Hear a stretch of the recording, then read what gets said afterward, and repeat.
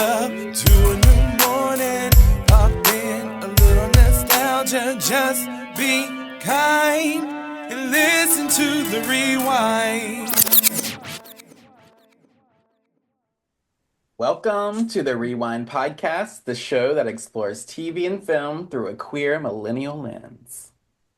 Which is just a bougie way of saying that we're two gay nerds with nonstop heartburn. Well, I mostly am just bloated all the time. But either way, we watch way too much television And and we we're like to talk about it. slightly old, but not too old to have fun.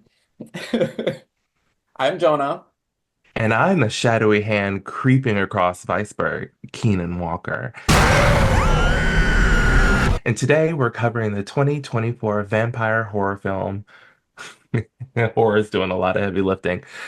Nosferatu.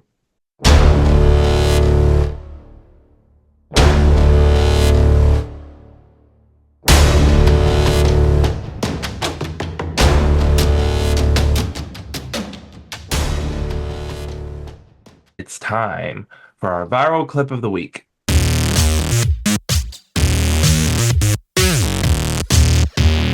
Okay, so Keeks, have you ever gotten a Secret Santa gift from someone and you can tell that they put zero thought into it? Normally that precedent's coming from me. Not that I didn't put zero thought into it, but why should I have to when gift cards exist? Well, I'm sure that a gift card would have been much preferred to the gift that the person in this clip received. Oh my. So this video is from TikTok user The Notorious Vic, and it's her response to one such terrible gift. The clip has gotten 6.2 million views since it was posted on December 23rd. And let me just say this, when it comes to Secret Santa, y'all can have it. And when it comes to Secret Santa, y'all can have it. Excuse my hair, I did just get off of a 10-hour shift. But it's okay, because I am. Y'all can have it. I am off tomorrow. TikTok tried to take off a sound that I had in my last video for telling y'all not to date or with men that you pity, but it's been appealed. It's been appealed. And when it comes to secret, hold on, at this point, if you hate me, this shit smell like mint chocolate chip ice cream. I don't know, because I kind of like that. It's kind of giving Andes. You know what I'm talking about? Them little green mints. It's kind of giving Andes. I don't know. But if you hate me, just say that. Not Andes. That's emphasis syllable situation. And when and hold on. And hold on. And hold on. See, y'all so damn ungrateful. This is really good. So let me tell you a story about how this is. I'm very weird about gifts.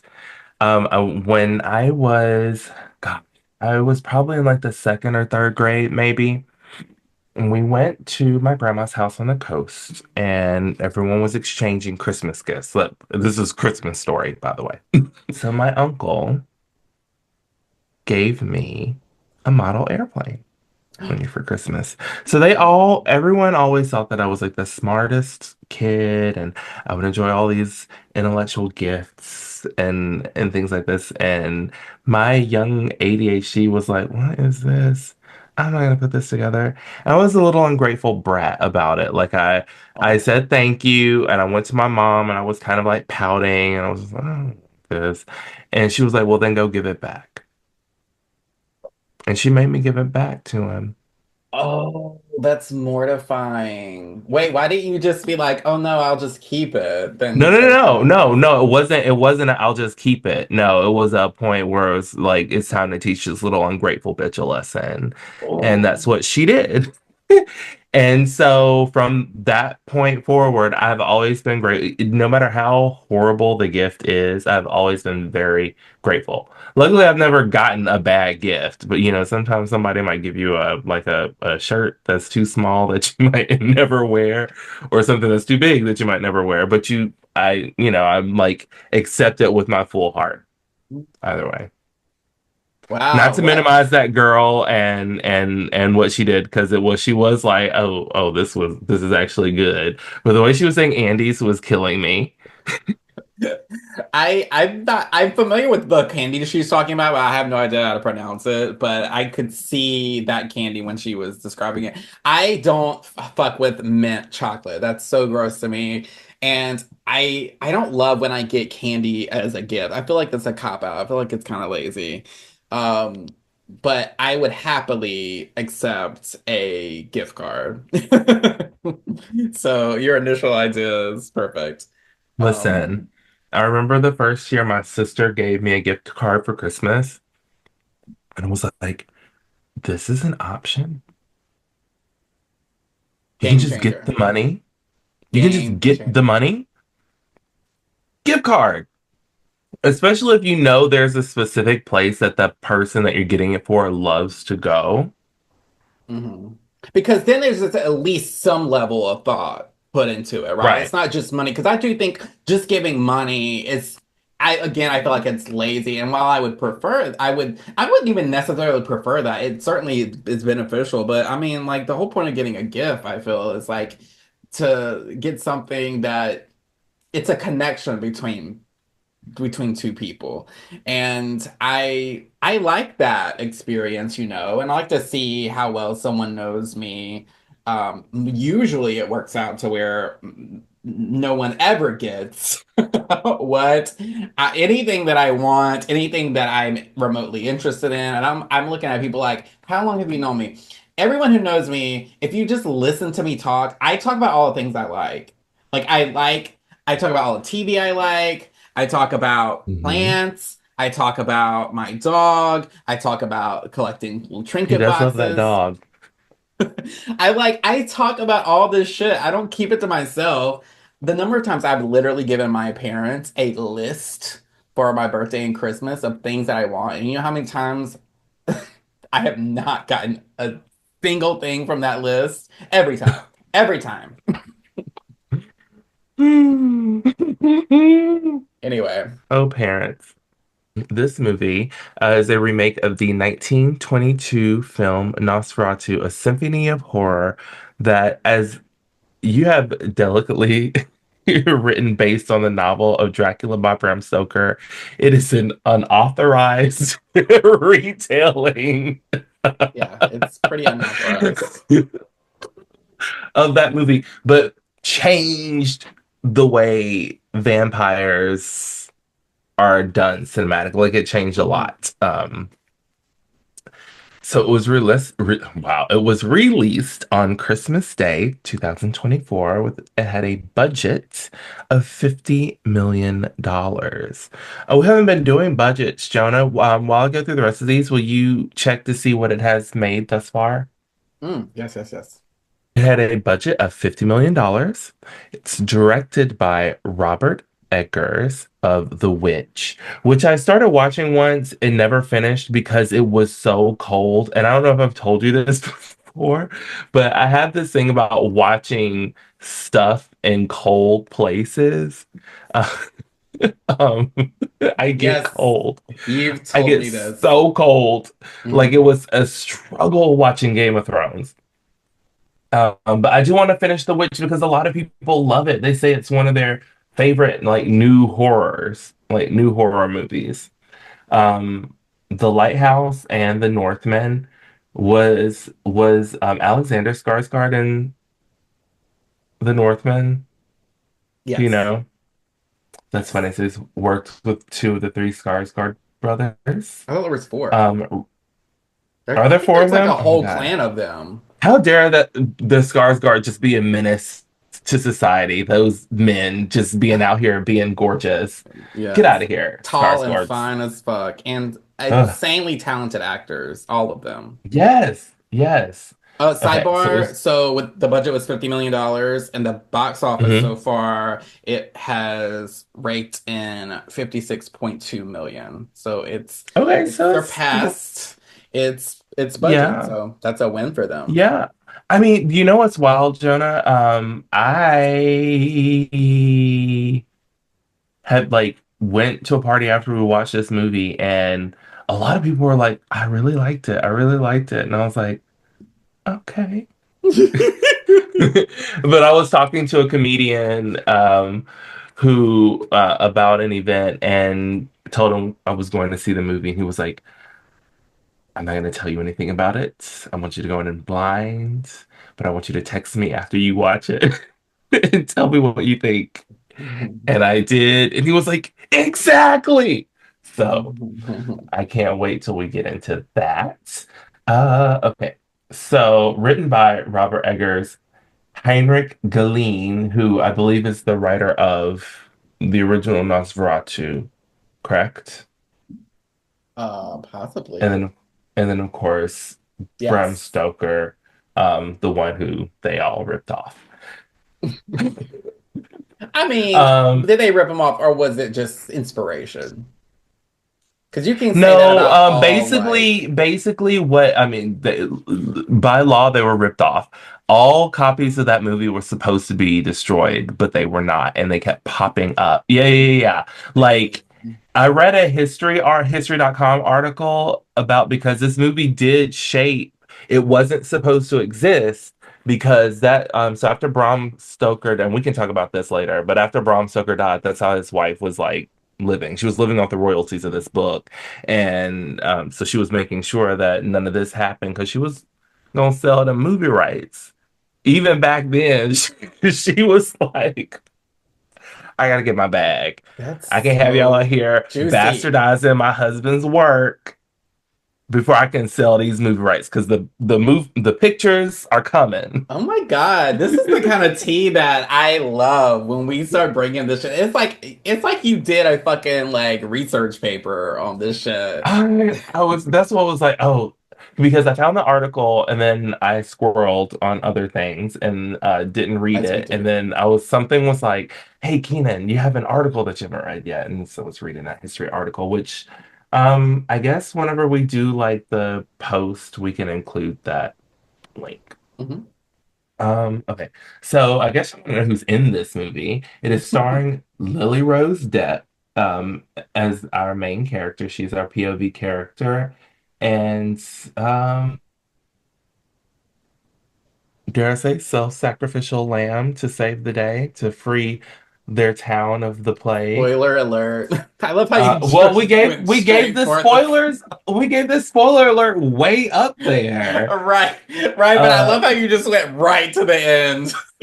Nicholas Holt. I mean, okay, Nicholas Holtz, who was her dear husband. He was not Renfield in this movie, but I thought he It was felt going to be. Renfieldy. I mean, it So, felt Renfieldy because we've seen him as Renfield in another vampire movie, so I couldn't shake that the whole time I was watching him. I felt dare like I he was say, 1 degree off from being Renfield. yeah. Um, Seeing that there have been, when we get down to the trivia, because I don't want to give all the spoilers, Yeah. remind me to tell you how many versions of Dracula there have been since all this came about All this because it's as insane. in It's since like Bram Stoker's. since Bram Stoker because based on what I could tell that number is every version of a Dracula including the Count Orlocks. So Dracula specifically, not vampires. Yeah. Yeah. Okay. I mean, I will probably forget to ask you that, but I am interested in knowing.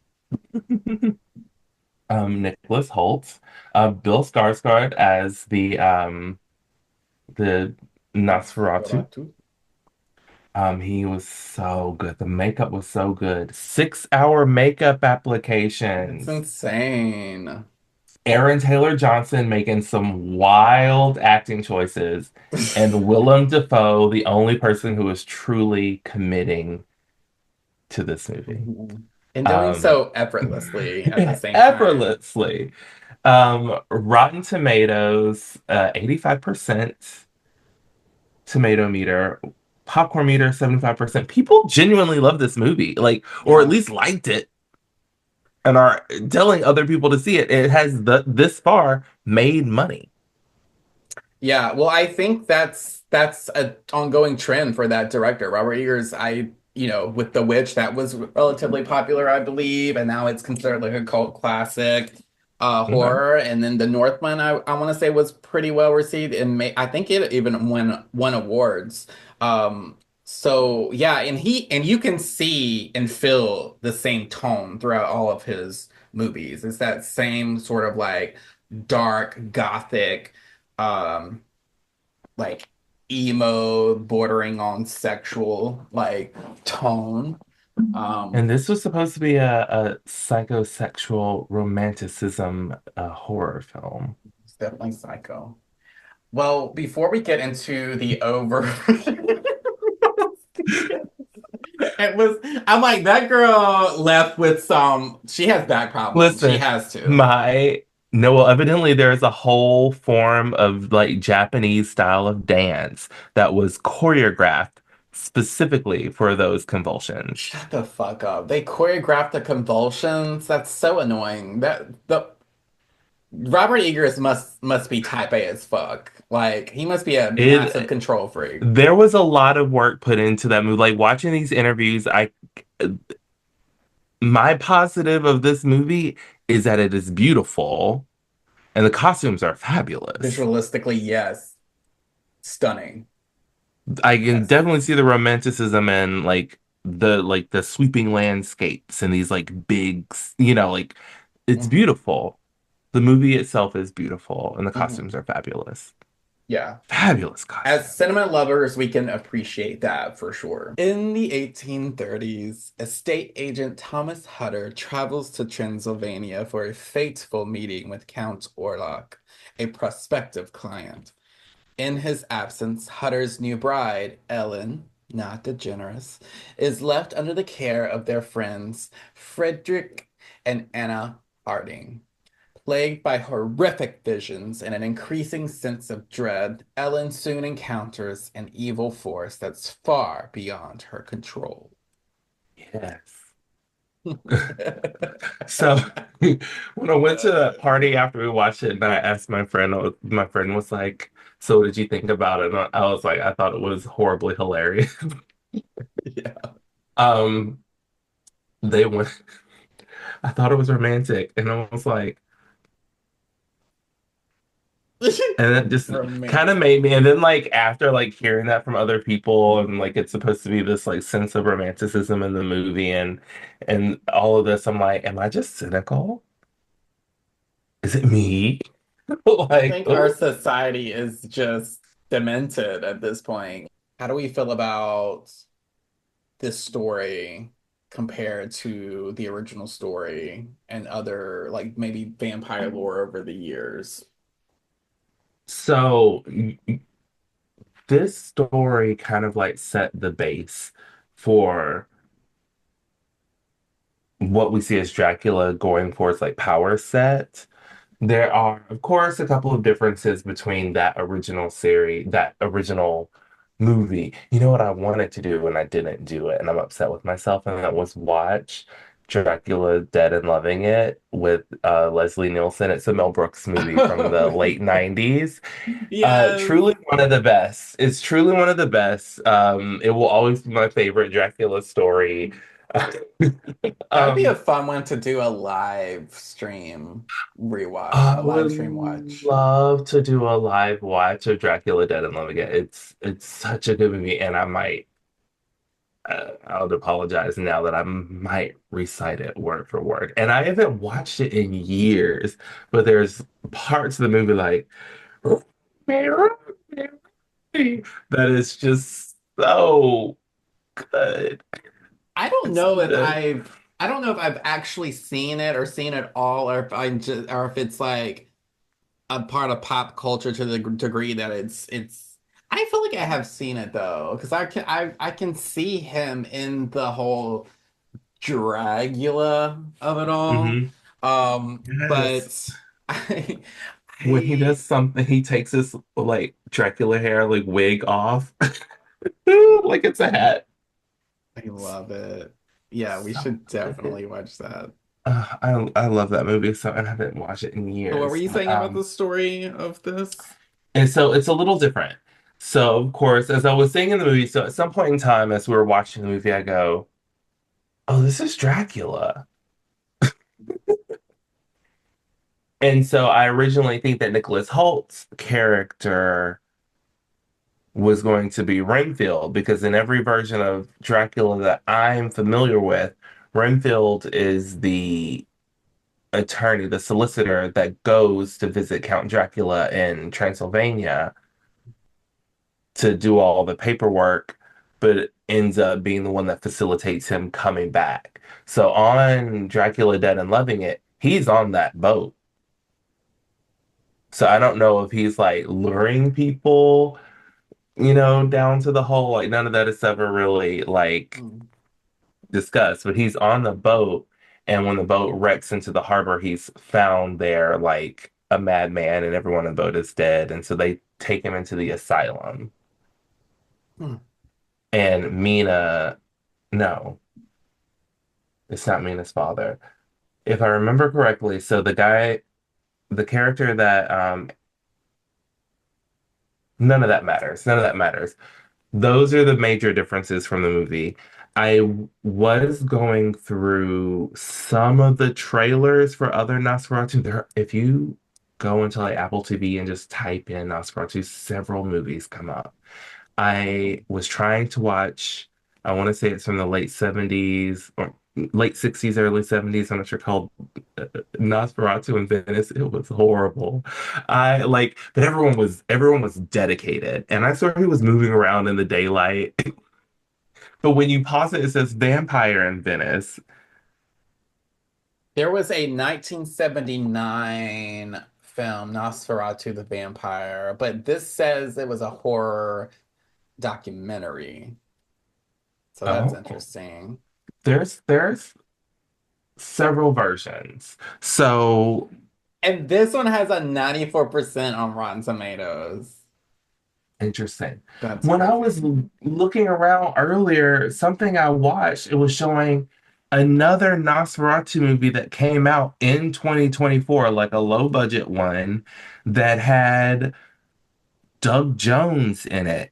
Doug Jones is one of the gentlemen. Like when you think Yes, of the three main gentlemen, he's the right. one you're thinking about. Yes. And I was like, wait a minute. So, but it would make sense because it's this, I guess there are no rights involved, or Hmm. is Dracula now, um, what is it, public domain? It seems like it would be. It's so old. And there's been so many iterations of Dracula over the Yes, years. yes. But I kind of like the changes.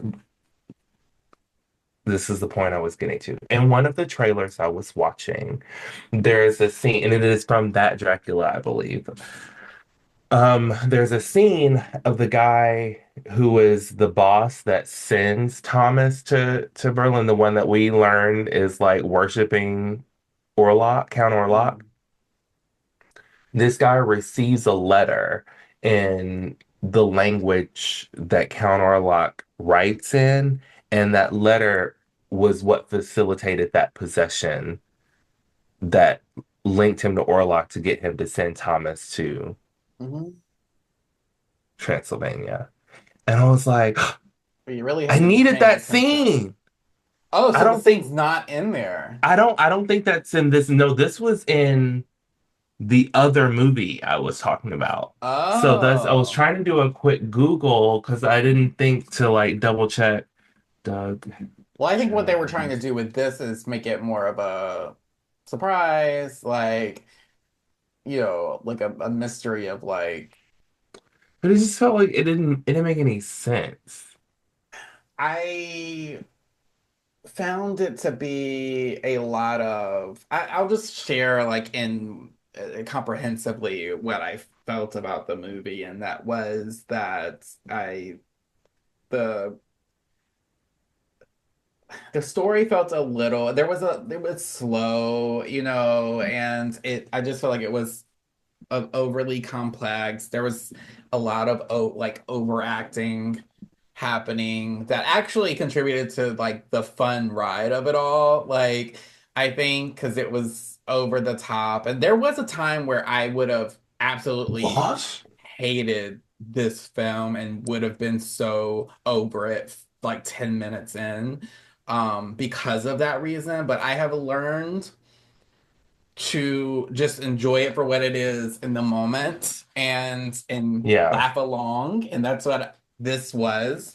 So I enjoyed watching it for the most part, but I do feel like there's so much overacting, and not like yes, like the convulsion. I don't know. It just felt like she was trying too hard. Lily Rose Depp, who I think is a talented actress, this just it she was just trying too hard. I feel like more harder than she had to. It's like Hmm. I'm just watching like this really well done rehearsal. That's what I got from this. This is what it felt like. I knew Bill would be hauntingly magnificent in this Hmm. before I ever even saw the film, and that was one of the reasons I was interested in seeing it, was because of his performance and his transformation. Because let me tell you, he is one of the most transformative actors of our generation. Like he falls in that camp of being willing to like to be able to take on a character and transform into like this embodiment of that in every single way, from the voice and the look to the like the way he moves, so just everything. And he's so talented. He did it with Pennywise, he's Hmm. done it in other roles, and so I hats off to him for that. Willem Dafoe stole every scene. I a little salty he didn't come in sooner, because I would have loved to see him on screen We more. spent half the movie going, is that Willem Dafoe? Where is Yes, Willem Dafoe? we did. And Where is I he honestly, at? Like, mad. I would have betted an organ that the boss and the cell, before we ever saw him, just based on his voice, was him, because it sounded so much like him. I felt a little gaslit by that, honestly. Um, I low key wanted him to be Orlok, and for there were moments when Bill sounded like Orlok. yeah, that's the other thing that I didn't love about. There wasn't enough build up to Orlok's reveal. Like they they just kind of like bring him out in that like very early on in the film, and I feel like in other sort of Dracula inspired films there's much more build up to the reveal of this. And maybe I'm thinking this way because I recently watched the new Salem's Lot on Max. Really great film, I thought. And I didn't it's know they very redid that. similar. It's really has Alfre Woodard in it, Oh, fun. who does a great job. Does she Um, live? Does she make it through? I'm not gonna tell you. Oh no. But like a lot of fun to watch on the screen. She's an absolute badass in this. But they did a lot of build up to the reveal of that Dracula, so to speak. So Which is a adaptive an adaptation of Orlok. yeah, right. And so, and it had a really similar feel. What I like about Salem's Lot is like it uses children a lot in its lore. Like it's and it was taking out kids left and right. Like it had no qualms about, oh, this is a kid, we're gonna like be gentle and not show. Neither did Bill. He literally dropped one. You saw him drop one in the baby's That's right, dude. thud. It's like just lifeless little mini corpse right to the floor. Um, but while I am a little bit, I'm becoming increasingly exhausted by the whole vampire like genre. I think similar to how I've become with superheroes. I mean, I'm always going to watch it, because I I've grew up on that genre, on that type of horror, and it's all very fascinating. But what I'm starting to see, the trend I'm starting to see in cinema now, and even in TV in some regards, is the classic vampire like this, of Hmm. revisiting the classic vampire and what made them so disturbing and chilling to audiences then, and kind of like enhancing that a little bit more. And I think this film did a good job of that, embracing the classic vampire and giving it, Hmm. breathing life into that. And I hope we start, because we saw it with the the movie, I think it's the last voyage of the Demeter or whatever it's called. That's kind of like I call it the Dracula boat movie. it's the last voyage of the Demeter. Is it Demeter or Demeter? 2023 film, which I saw in theaters, really good. Um, I strongly recommend the watch. It's much better than this film. They're very different, And but much and better. it's just all just one scene of this film. Right. Just the one scene. I thought the cut to the boat sequences in this film was just odd. I felt like it was just an obligatory add-in because Mhm. that's such a big, I guess, part of the original story. And I mean, I just felt like it Yeah, was. I didn't need to see the boat. Just show us the boat crash on the docks. Like let us see the boat getting loaded, Mhm. and then cut back over to Germany, and then you know let us see the boats on the docks and the Yeah. rats because they had to show us those rats. What's your general comprehensive takeaway? Like, I know you mentioned it already a little bit when you were talking to your friend, but um I just okay, so I didn't say this earlier. As I said earlier, like I felt Willem Dafoe was like kept me involved, kept me yes. interested, kept me cackling, and he was truly committed to this movie. He came in with this German accent, and the whole time I was going, okay, it's one of those things where we're in a country, but everyone's British. And then Willem Dafoe rolls in with this German accent, and I'm like, well, here we go. Yeah. And then I'm like, so everybody else just got to sleep on the job. Willem clocked the fuck in. But I mean, it wasn't a good German. Let's be real though, It again. It wasn't, wasn't but he was committed. he He was was. fully He at committed. least He tried. was committed. Meanwhile, we have Aaron Taylor Johnson back. What? His Preposterous. Indubitably. he has one of those voices. You have this incredibly hot man with this fire body and looks like he should have a really deep, gruff voice. And you hear him speak, and it's like this has been like a running joke about Aaron Taylor Johnson for years now, is that like his voice doesn't match his appearance? Like David Beckham. The first Yes! time I ever heard him Yes! speak, I was like, oh, mm, okay. Yeah. There's that. Yes, that's Oh, I didn't, really much but like that. it was like, but you're really British and your accent sounds not real. And I know like you had to come up with this Regency era accent, but I was like, well, if anybody can just have whatever accent they want to come in doing, ah, Again, overacting, like it was just overdoing it with and I wouldn't even say overacting, over dialoguing maybe. I I don't know. I wanted more vampire stuff. I wanted a better look at Orlok. I feel like it took too long for us to see his full visage, and then we don't really see what he is until he's fully gone. And he's Right. just truly an animated corpse. Hmm. So, I Yeah. don't know.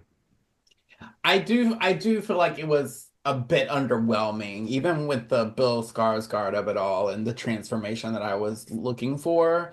I was a bit underwhelmed by it at the end, and I was like, I really thought there would be more because they really put in a lot of hype with him transforming into this character. And while I do think he did a great job transforming into the character, the visuals of it, the prosthetics and stuff, I mean it was good, but I'm like, I guess I was just expecting Yeah. more from the visual representation of Nosferatu.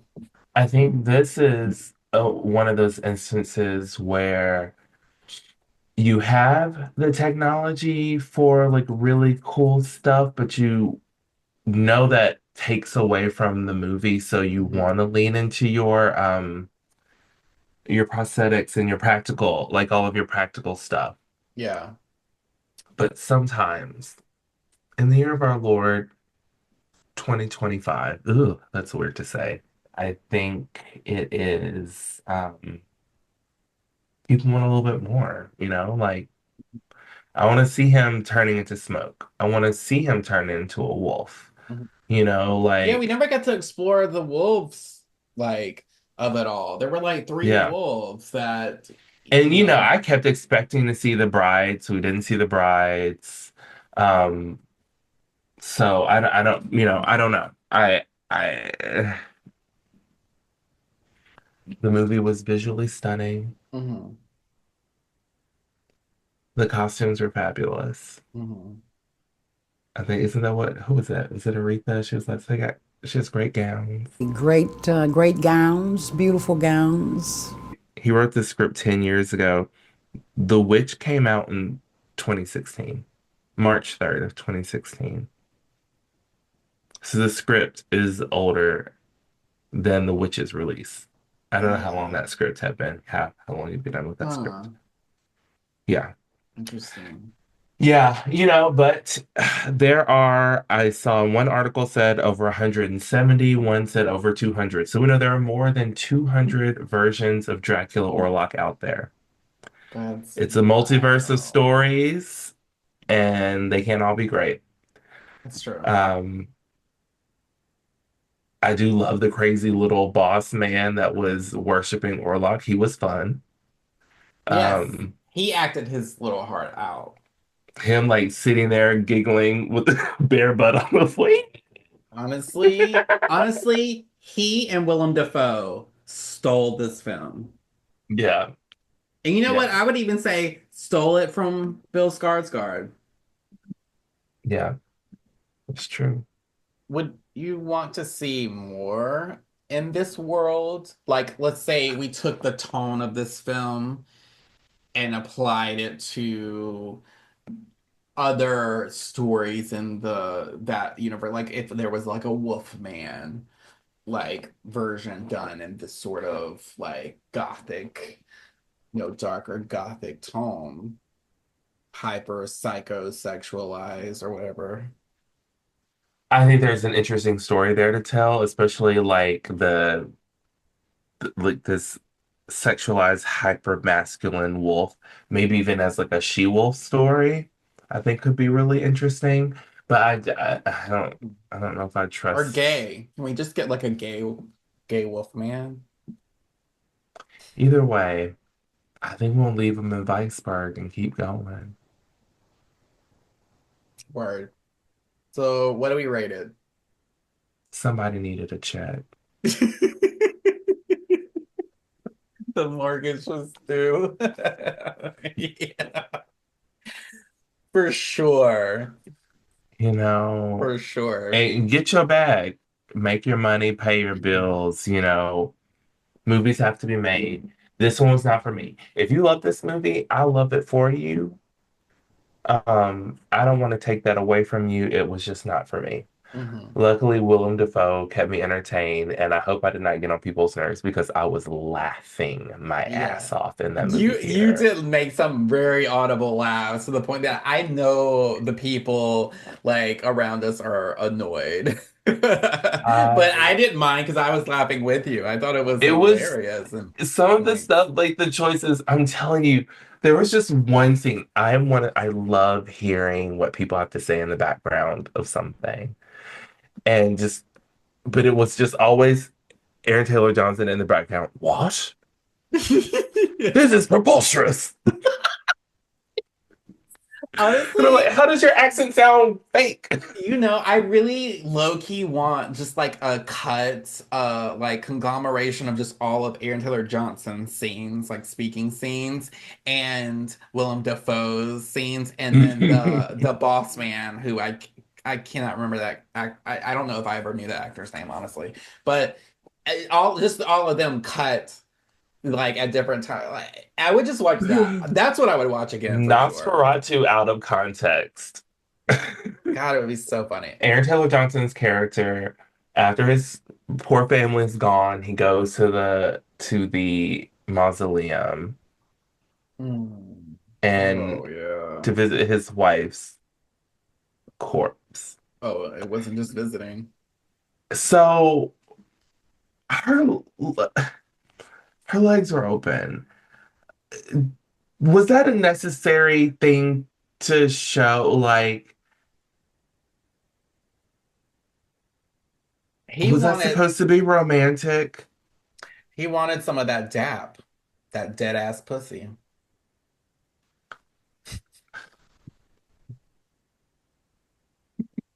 It's a wah wah. I just, at some point in time in the theater, I was like, Jonah, I didn't get it. why is her leg like draped open, like just laying out of the cup like that? It seemed like it took everything in him to slide the top off of the coffin, like, and also like this was a plague. Didn't they burn all the people? I thought Or I guess so. maybe because she was of higher station, they were like, we'll Yeah, she seal her was away. And affluent. Yeah. It just, yeah, it was unnecessary. I'm like, it didn't make sense to me. I'm like, okay, we get it, it. He loved her. He loved his family. Like, but mm-mm. yeah, it was Meanwhile, I want unnecessary. you to be like, girl, you need to kick your friend out your house because her spells are gonna get you and your family. Which I know you love your friend. Hmm. You a good friend, girl, but please Yeah. tell us you gotta go. Yeah. I mean, it really nearly came to like Aaron Taylor Johnson's character, like taking his earrings out and like going at it with Lily Rose character, like because Because he clearly loved Nicholas Holt. he has a thing for Nicholas. I mean, there had to have been because he consistently was always saying like, "Oh, I don't have issue with you," like Henry or whatever his name Hmm is. hmm Like, it's not like There was I a have lot beef of with your wife. subtext. There was a Yes. lot of subtext there. And then when Lily Rose's character and he like had that back and forth, But it it makes me was wonder, like like, what was his background with what were their backgrounds? Because we know that the women they were didn't I friends. don't recall them saying I just thought they were like old school friends. Mm. That's kind of what I got from that, whether it was university or like they knew each other growing up. I just because he lent Nicholas Holt's character money. Like I felt like from the way the conversation went, like it was a substantial amount of money to help him and his wife get like situated and everything. Yeah. So I feel like there's some kind of like very close brotherly bond there from Nicholas. I think Aaron's character had a little bit more. He had a little some very intense feelings there. But then I guess, with long-term friend, you can have that kind of love that looks almost like jealousy. This is courtesy of IMDb. So Yay. the exteriors of Orlok's castle were filmed at Hunidora Castle, also known as Corbin Castle, a Romanian castle located in Transylvania and one of the Ooh. largest medieval castles extant in Europe. What's more, it's the castle where Vlad Dracula was briefly imprisoned. For some womp womps, when Count Okay. Orlog's coach meets Thomas Sutter on the road leading to his castle, the coach is pulled by a team of horses. We clocked this when we were watching it. Sutter temporarily loses his senses, and when he awakens, the coach is astride the road, but no horses are attached to the front. After Thomas enters the coach, the vehicle instantly takes off with the team of horses again attached. Yes, we both recognize that in the moment. We're like, okay, where are the horses? Because it clearly Yeah, had because they no were about to horses. trample him. Right. And so at the beginning of the film, it tells us that it is set in Germany, 1838. Technically, there was no country called Germany until 1871.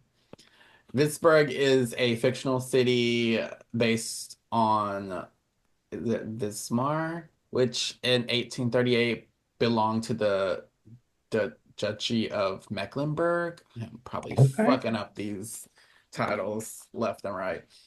I feel like that's something that somebody could have Googled and easily caught. I Right? mean, they could have also been like, we're in Prussia or some shit. And, we wouldn't have known. Right. When Willem Dafoe sets fire to Knox's coffin, you can clearly see the gas jets igniting into the coffin. And I don't remember seeing that. I want to Yeah, I don't revisit remember that that. scene particularly. I just remember going, wait a minute, is he gonna get out of there? Like, is this the last time we see him? Yeah. I wonder too. I was like, this can't be the end of him. He's I'm trying to refrain from calling him um Van Helsing because in an interview he goes, I feel like I created it. Like this is a new character. It's not really Van Helsing. And I'm like, Hmm. Yeah, but it definitely had he Van did. Helsing like You aura. you are the Van Helsing role in the Dracula story. Hmm. But Yeah. he did point out something that I thought was very it was true, and that's that the biggest difference with his character is the relationship that he had with Lily Rose's character. You don't really like I feel like you may see the Van Helsing character be like, oh, oh, Mina, like she's sick. We need to do this. I believe this is the work of a vampire. But Hmm. she's telling him and he's listening to her. Hmm. And so there is a relationship there. Though he's also like, look, girl, you you don't have to you don't have to give yourself up You're gonna have to to save sacrifice everybody. I yourself. mean, Yeah, I mean, I'm sorry, but it is what it is. you invoked him, girl. I'm sorry. That's on you. Never say anybody. You're special, and that's too bad for you, sis. Speaking of other geographical hiccups, traveling by sea between Transylvania and the future Germany makes little sense. Transylvania is located in the middle of the continent and has no exit to the seas. So I'm sitting here. I was sitting in the theater going, wait a minute. Trying to like see what meant that was the whole point of the sea thing is that they were going to England. And even then I thought it was like a taking a coach or whatever to the nearest port and then going from there. I don't know what the trade route sort of looked like back then, but to get to England, you have to get on a boat at some point in time. And so that made sense. So there are two things that I want to mention. So this is an article from a good old Parade, and Matt Huff did an interview with Bill about Nosferatu. And so I want to tell you what he said was the most like stressful day on set, which is so upsetting to find out this was the day that was like the most intense. And then a quote about when he is asked about his horror bucket list, his horror monster bucket list. Let me Mm. see.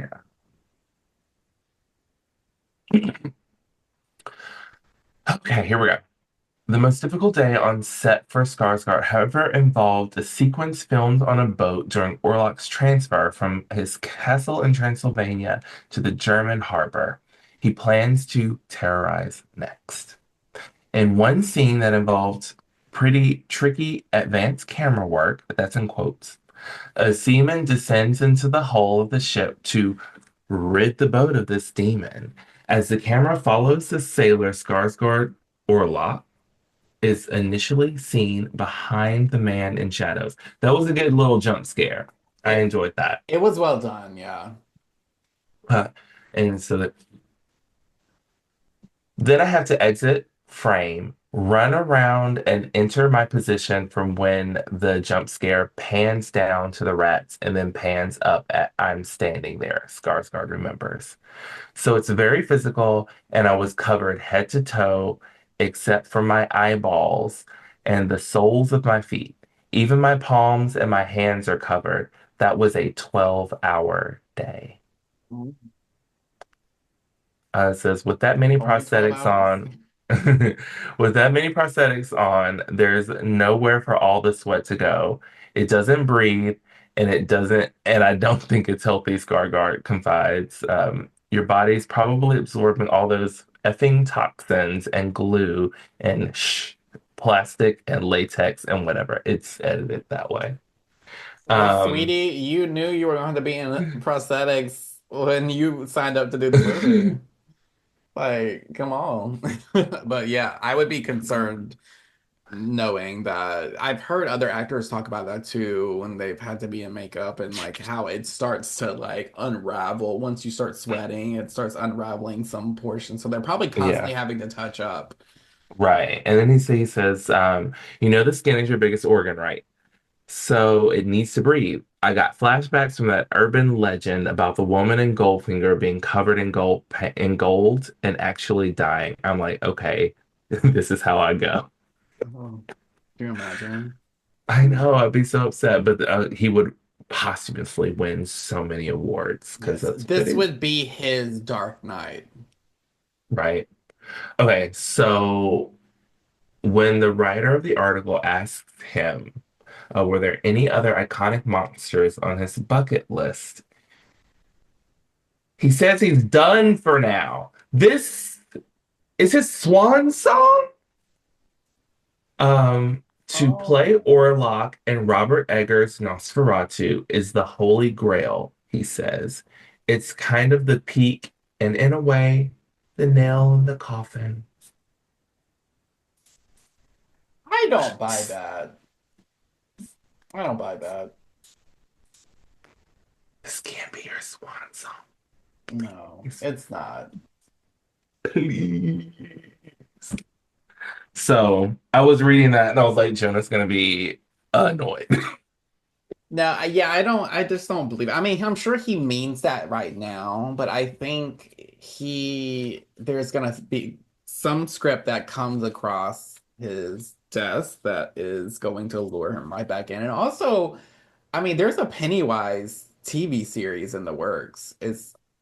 I'm like, Mm, who's gonna be? Oh, maybe it's before he turns into the demon clown. So, but yeah, there's a prequel series. But I'm guessing he's not gonna be back for that.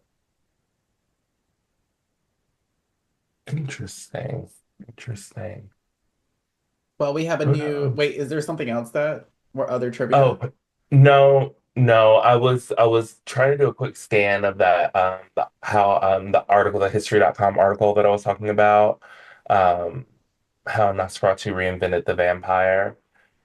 But there's really I think I really said all the high points, but we can link to this article because it's a good read if you love the Yeah, vampire story. I haven't come up with a name yet, but because I go to Comic-Con and I'm on this email list, I get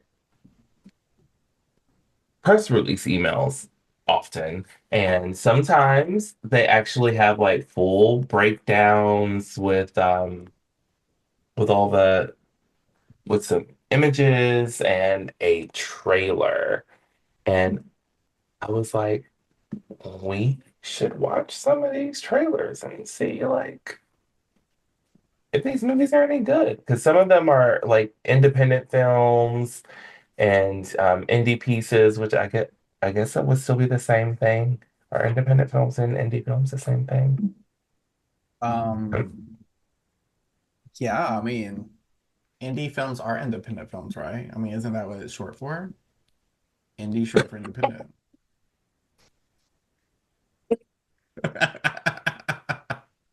Oh, I'm leaving that in. I'm leaving that in. Was that your Bolo moment?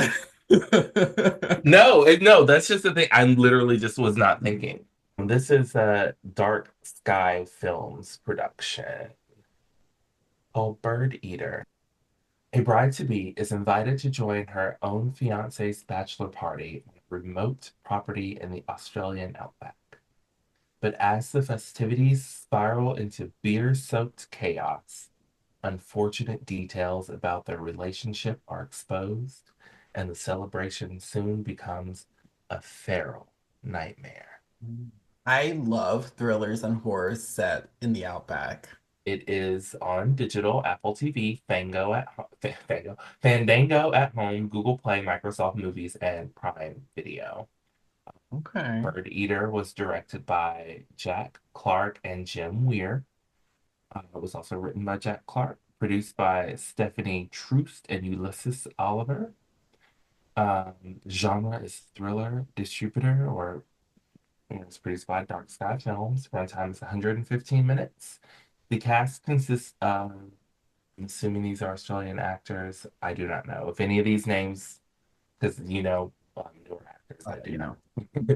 Mackenzie Fearnley, Shabana Aziz, Ben Hunter, Jack Bannister, Clementine Anderson, Alfie Gledhill, Harley Wilson, and Caroline McQuaid. Not ringing bells.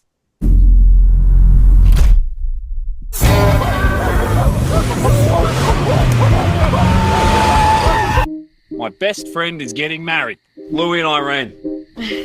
Cheers. Cheers. Thank you, man. The first time I saw Louis, I wasn't interested.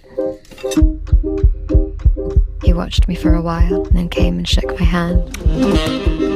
You nervous? Why would she be nervous? Well, because girls don't go to Bucks parties. He had friends. They laughed at his jokes and kissed me on the cheek. Why is Irene here? It doesn't make any sense. I really don't think you have to worry. You don't realise what this is, do you? Tonight we own you. Boys own you. And the harder you kick, the worse it's all going to go down.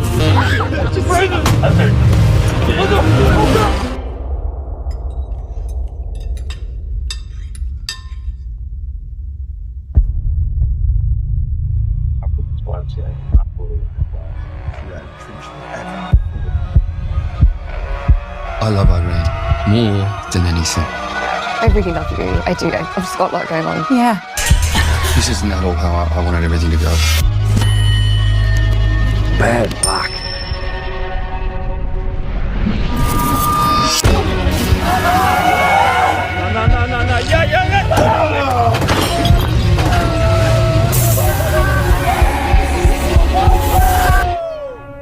When I told the boys you were coming, they got so excited. She has amazing facial structure.